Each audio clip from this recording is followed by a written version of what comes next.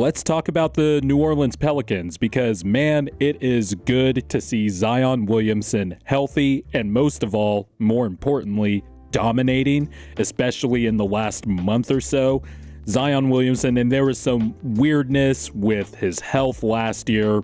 The fact that he was out of shape and a lot of people were dragging him for it.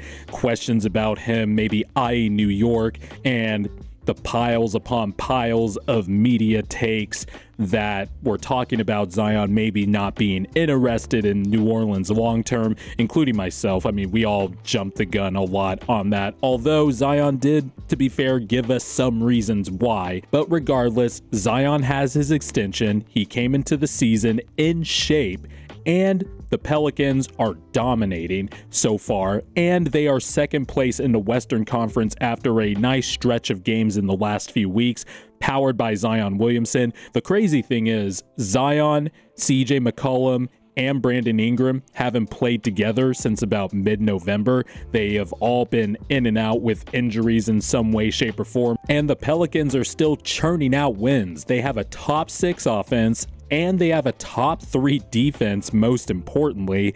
And that was maybe the question mark on that side of the ball, but they have been fantastic on both ends of the floor to start the season, with young guys stepping up in injury absences, like Trey Murphy in his second year, exploring a little more on the dribble creation. Dyson Daniels is one of the more poised rookies out of this draft class, and this draft class looks amazing. I don't know what it is, but it seems like we've been getting a lot of really good draft classes recently, and that also just speaks to the talent that's just been cultivated throughout the years and how every generation just seems to be getting better. But Dyson Daniels is stepping in, looking poised, making his three-pointers, albeit not at, you know, the biggest sample size, but I mean, there's still promising signs. He's athletic, he's long, he's rangy, and he's a solid defender already. They just have good players from top to bottom, and some of their best guys are still not playing, like Brandon Ingram, who is arguably the best player on the team. Some would say Zion, which, you know, I'm not going to hold you if you have Zion as the best player,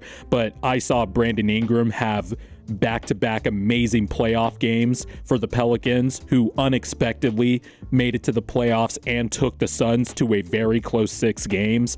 And Brandon Ingram isn't even back yet.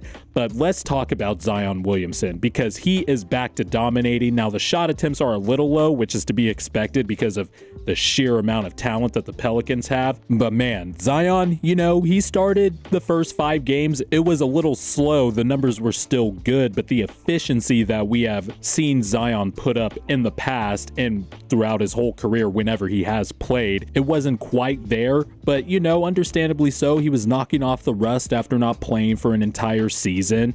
You know, he had to get his game rhythm down. He came into the season in great shape, but he still had to play games and get in game shape in terms of rhythm and playing with new teammates, etc., etc. But the last 13 games, he's been playing like an all-NBA player. And, you know, you see the numbers up on the screen, you know, the difference between the first 5 games and the last 13 games. It's just, the efficiency is ridiculous. Everybody knows that Zion wants to go to his left and he is going to attack the rim, and people still can't stop him. I was watching the Nuggets game on Sunday and Zion was moving Aaron Gordon out of the way. I rewatched the Raptors game last week, and you know, the Raptors have 1,000 dudes that have 7 feet long wingspans. They're 6'10" or taller, and they still couldn't stop Zion. Zion also blasted the Oklahoma City Thunder.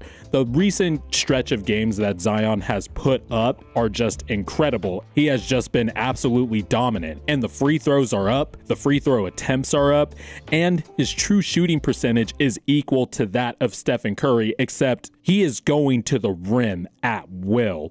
They cannot stop him. He's still putting up nice passing numbers, and I feel like while he's not the, you know, he's not going to run plays necessarily, he could still play point forward because he is so good at realizing that he is going to get double teamed wherever he is near the basket, and he knows where that defender is coming from, and he makes the proper read, the solid read, and the Pelicans get open shots out of it. Trey Murphy gets open shots out of it. Jose Alvarado, who by the way was just on absolute fire against the Nuggets on Sunday, gets open shots. Dyson Daniels gets open shots. CJ McCollum is now back, so Zion can run pick and roll as well. The last few games he's been getting cuts from the baseline, alley-oop dunks from Jose Alvarado. Zion is just a player you can use anywhere on the court, and he doesn't have a jump shot, which is incredible. He is actually extending his range a little bit to the floater short mid-range range, and you'll see the numbers from Cleaning the Glass. His shot frequency this year,